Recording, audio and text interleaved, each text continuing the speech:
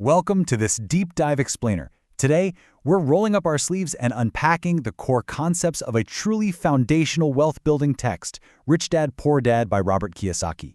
Look, if you've ever felt like you're working incredibly hard, doing everything right, but your net worth just isn't reflecting it, well, you are definitely not alone.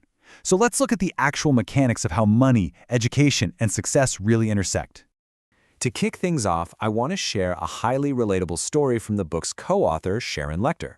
Picture this, okay? Her teenage son comes home from school, and he is just completely disillusioned. He's bored. He actually asks her why he should bother studying subjects he's literally never going to use in real life. And when she gives him that classic parent response, you need good grades to get into college, to get a good job, to be successful, he just rolls his eyes. He tells her, "Mom, get with the times. The richest people didn't get rich because of their education." And he points straight to people like Bill Gates, who famously dropped out of Harvard and became the richest man in America. And honestly, that everyday family argument reveals a pretty terrifying truth. The traditional advice, go to school, get good grades, find a safe job, is basically a relic at this point. The economy has completely transformed, but our parenting scripts, they really haven't. Following that old playbook today absolutely does not guarantee success. In fact, in a lot of cases, it leads you straight into a trap. Okay, let's dive into this.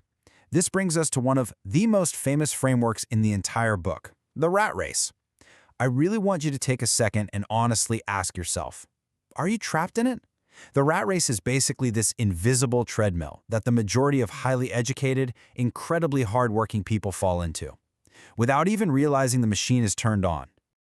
Let me walk you through exactly how this never-ending cycle works. You graduate, you get a safe job, and you start earning some money. Great! So you get a few credit cards, you buy a car, maybe a house, you have kids. And suddenly, boom, your expenses skyrocket. What's the traditional solution to that? Work harder, get a promotion, take on a second job. But here's the catch. As your income goes up, your tax bracket goes up too. You're bringing home a bigger paycheck, yet you're constantly looking at your bank account, wondering where on earth the money went. It's just a perpetual, exhausting loop of earning, spending, and owing. And this highlights the single most frustrating reality of the rat race, realizing who you actually work for. Spoiler alert here, it's not you. First off, you're working for the company owners, right? You're building their wealth. Second, you're working for the government. A lot of people essentially work from January all the way to mid-May just to cover their taxes. And third, you're working for the bank to service your mortgage and pay off those credit cards. You end up spending your absolute prime years working to make everyone else wealthy except yourself. Now, the author's entire educational philosophy is designed to help regular people escape this exact trap. By the way, this is a completely universal problem. For instance, this specific edition was brought to Hindi readers by Monjewel Publishing House simply because the lack of financial literacy crosses all cultural borders. Schools all over the world are fantastic at teaching you how to be a good employee, but they completely skip teaching you how money actually works. So how do we actually learn this stuff? Well, we learn it through Robert Kiyosaki's core narrative. Growing up, he had two fathers. His biological father, who he calls his poor dad, was highly educated. We're talking a PhD who finished his undergrad in 2 years and went to Stanford and Chicago University. His best friend's father, his rich dad, was an 8th grade dropout. Both were highly successful, very hardworking men. Yet, in a really bitter twist of irony, the highly educated dad ended up passing away, leaving behind unpaid bills and debt, while the 8th grade dropout became one of the wealthiest men in Hawaii, leaving tens of millions of dollars to his family and charities. Having two dads gave Robert a front-row seat to a massive clash of mindsets. Just look at the immediate jarring contrast in their core beliefs. His poor dad believed the love of money is the root of all evil, treating wealth with a lot of deep suspicion. But his rich dad flipped the script entirely. He believed the lack of money is the root of all evil. Robert had to sit there and weigh these two deeply different philosophies side by side. Now, what's really interesting about this slide is how their views on career paths diverged. Both of these men valued education immensely, but for entirely different end goals. The poor dad would say, study hard to find a good company to work for, constantly chasing secure employment, benefits, and a solid pension. The rich dad, on the other hand, said, study hard to find a good company to buy. So, one aimed for a safe job, whereas the other aimed for absolute ownership. Their approaches to danger and risk fundamentally differed too. The highly educated poor dad would always advise, play it safe, don't take risks.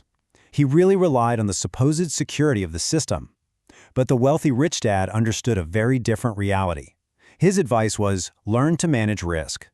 He knew for a fact that avoiding risk entirely means you inevitably avoid opportunity. But it wasn't just about their lifestyles or their job titles. The absolute most crucial difference between the two men came down to how they treated their own brains. Specifically, how they mentally reacted when they hit a financial wall or faced a sheer lack of money. When faced with something expensive, the poor dad would simply state, "I can't afford it." The rich dad absolutely forbade those words in his house. Instead, he demanded you ask, "How can I afford it?" See, making a statement like, "I can't afford it," just shuts down your mind. Your brain essentially goes to sleep because the sentence is final. But fiercely asking a question, "How can I afford it?" forces your brain to kick into gear. It forces your mind into a rigorous, wealth-building workout to find a creative solution. And that right there brings us to the true definition of financial intelligence. It's not about being a math genius or having a fancy accounting degree. It is the mental process and problem-solving ability to overcome financial challenges. True wealth isn't about formal education. It is about actively using your mind to solve problems. Think about it. Just like going to the gym builds physical muscle, tackling financial questions builds your financial muscle. The poor dad unfortunately let his financial muscle atrophy, while the rich dad treated the whole world like it was his gym. The author actually points to Robert Frost's famous poem to beautifully illustrate the heavy, life-altering weight of this choice. I took the one less traveled by, and that has made all the difference. Two roads diverge, right? One is the well-worn path of getting a job and playing it safe. The other is the road less traveled, the uncomfortable, highly demanding path of financial intelligence and risk management. At just 9 years old, the author made the incredibly difficult choice to ignore his biological, highly educated father's traditional advice. Instead, he decided to walk that road less traveled. He became his rich dad's student, and for the next 30 years, he completely immersed himself in learning the secrets of how money really works. Over those 30 years, the rich dad distilled his entire philosophy into 6 foundational lessons that you absolutely must master if you want to escape the rat race. We're talking about the radical concept that the rich don't work for a paycheck, the vital importance of financial literacy, why you must mind your own business, the history of taxes and the power of corporations, how the rich literally invent money, and finally, why you should always work to learn, not just to earn. So, what does this all mean for us? Well, we've seen how the old rules of the game lead straight to higher taxes and endless debt. The big takeaway is simple. You have a choice. You can stick to the comfortable, safe rules that keep you working to make everyone else rich, or you can start exercising your financial intelligence to spot the opportunities that everyone else misses. The map is right in front of you. So, which road will you choose tomorrow?